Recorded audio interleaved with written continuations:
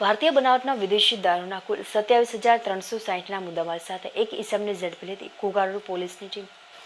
Ghogha Road police સ્ટેશનનો staff વિસ્તારમાં prohibition અને જુગારના ગુના અંગે પેટ્રોલિંગમાં હતો. તે દરમિયાન બાતમીરાએ હકીકત મળેલ કે ઘોઘારોડ ટીવી કેન્દ્ર પાછળ રહેતા રમેશ કિશનચંદ કેવલાણી તેના રહેણાંકી મકાનમાં ભારતીય બનાવટનો પરપ્રાંતીય દારૂનો જથ્થો વેચાણ અર્થે છુપાવી રાખેલ છે.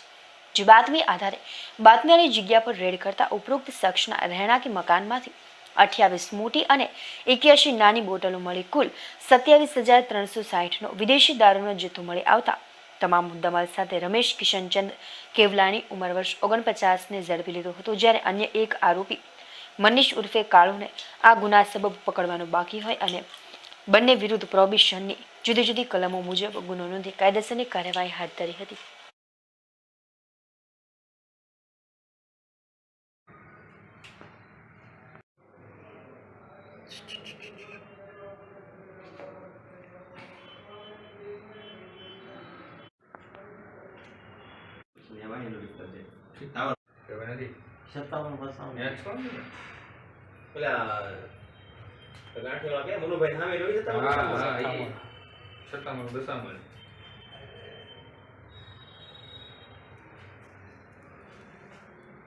દીપકભાઈ